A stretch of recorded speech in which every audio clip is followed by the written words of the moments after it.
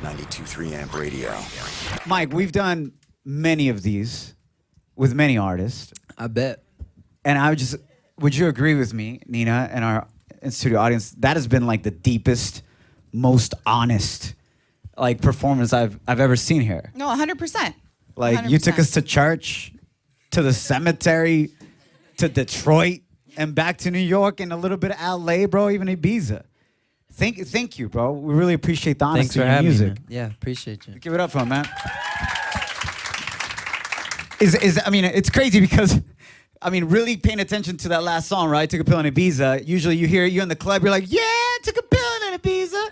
And it's like a sad ass song, bro. Yeah, it's really sad. It's really ironic, you know. I've been talking about this earlier today. Yeah. You know, there's a lyric in the second verse says, I'm just a singer who already blew his shot. But it seems the writing of that lyric has given me another shot. Like, I'm in this chair right now. I wasn't in this, you know, you guys didn't want to talk to me 6 months ago. No offense. You didn't reach out to us, that's why. You didn't want to talk to us 6 months ago. You know, I just find the whole thing impossibly ironic. And then, of course, you know, the original song sounds kind of like that. And the one that gets played on the radio is a remix. And so that is also impossibly ironic because the song is all about, you know, being the come down.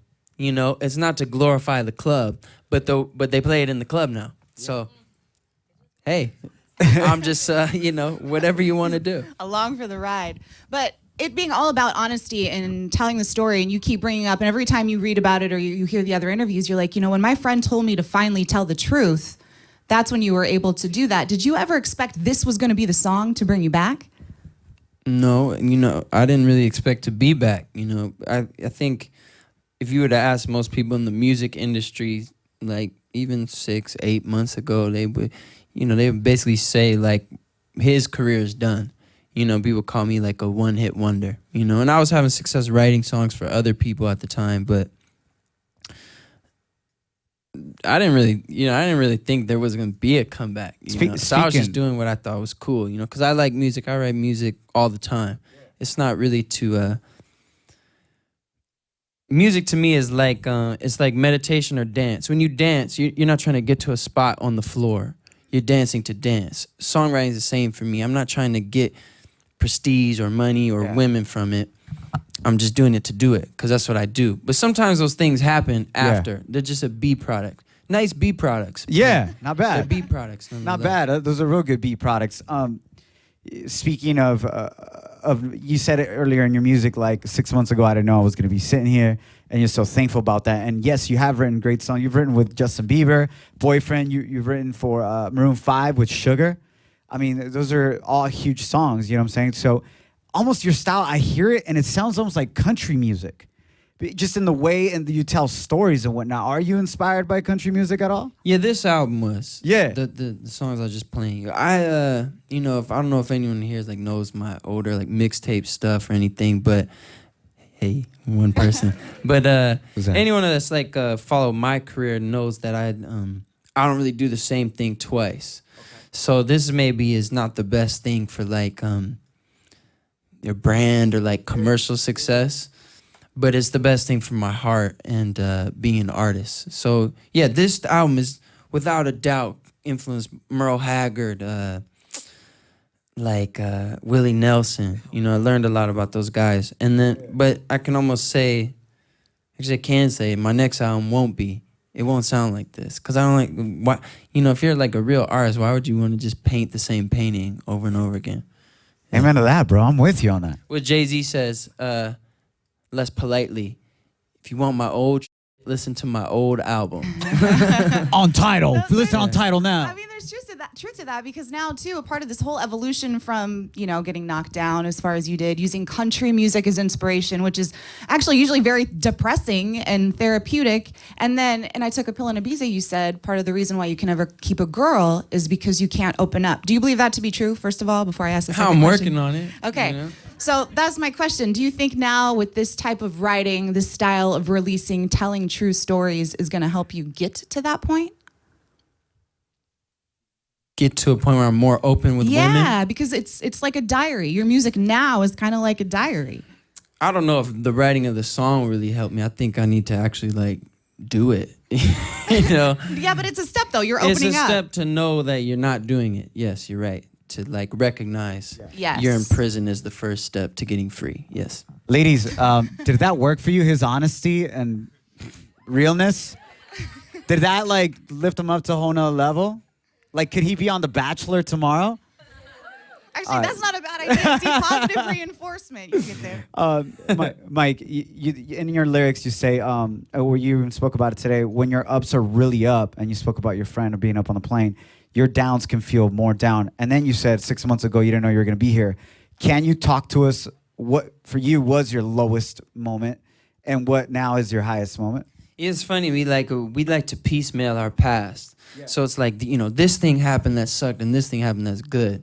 But if you zoom out, they're all connected, right? So like me sitting in here is actually not a separate event from my song not getting played on the radio or me getting shelved by my label. They're connected. I couldn't take that out and be here.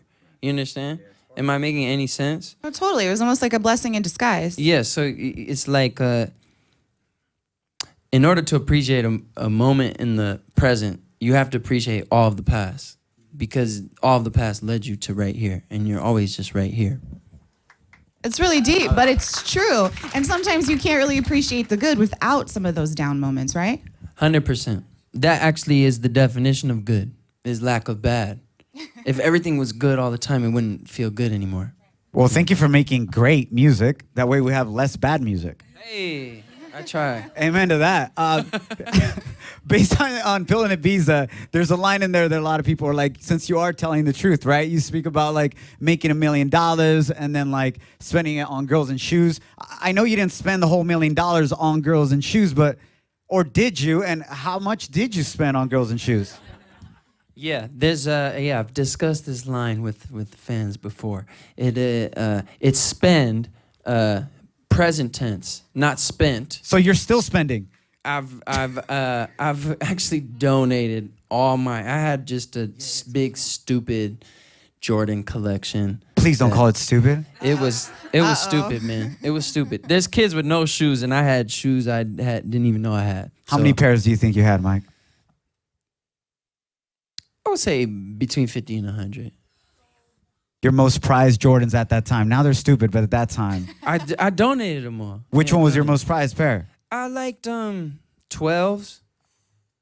And you guys, he's a sneaker. No. DJ Majestic's a huge. He's a producer. He's a huge sneaker head. I like to look at 11s. Yeah.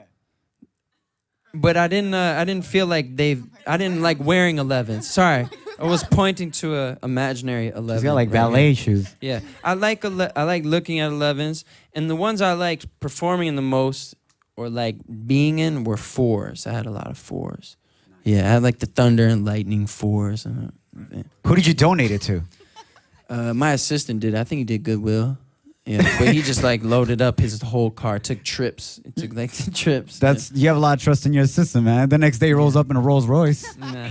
You know what I'm saying? You're like, you donated, huh? Yeah. No, he's the man. He couldn't care less about some Jordans. Yeah. What do you think is, before we get to the questions from our listeners, what's going to be different this time? You speak about how you've been there, done that, been to that point where everybody's like, oh, Mike. And then you kind of went through a different valley for a second, and then you're climbing back up, musically speaking, in regards to mainstream. How is it going to be different for you now that you've learned from the past? I think I'm learning you just can't force things. Yeah.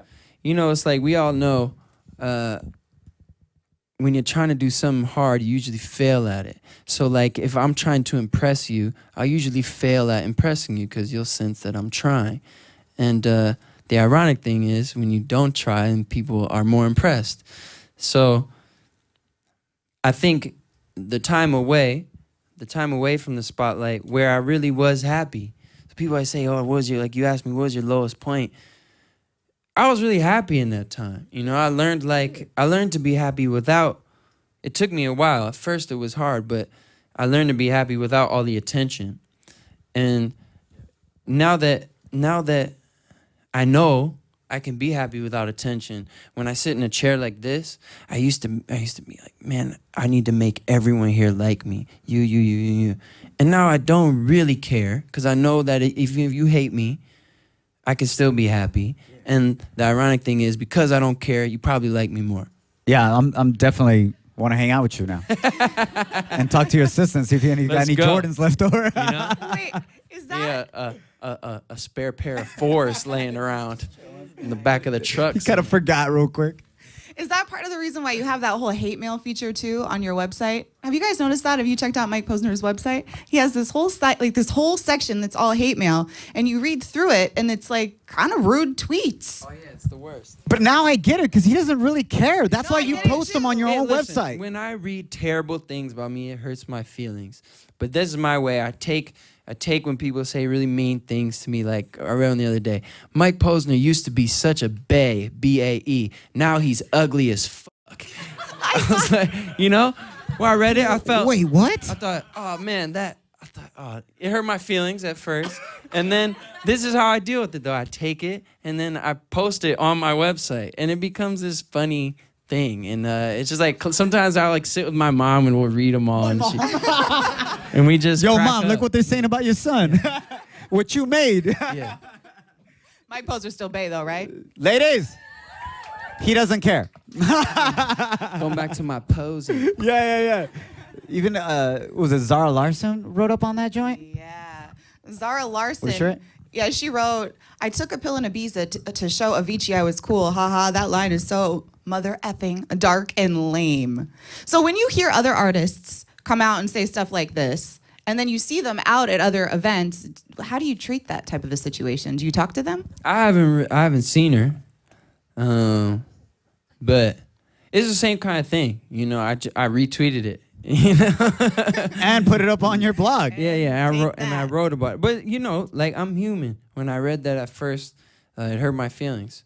You know, but then I had to zoom out and look at the reality. The reality was I was reading that comment on a phone, right? That's just a nice thing to have. In a condo, right? In Maui with my family on vacation. Now I can sit here and be mad about this one person doesn't like this one line of my song, or like really look around, dude. Like, you have a lot to be grateful for. So I try to just focus on the positive, you know. Yo, give it up for Mike Posner, familia. We thought we were gonna get a concept, but we just preached. I know. I just want to say like, hallelujah, amen, zoom out. But yes. it's true.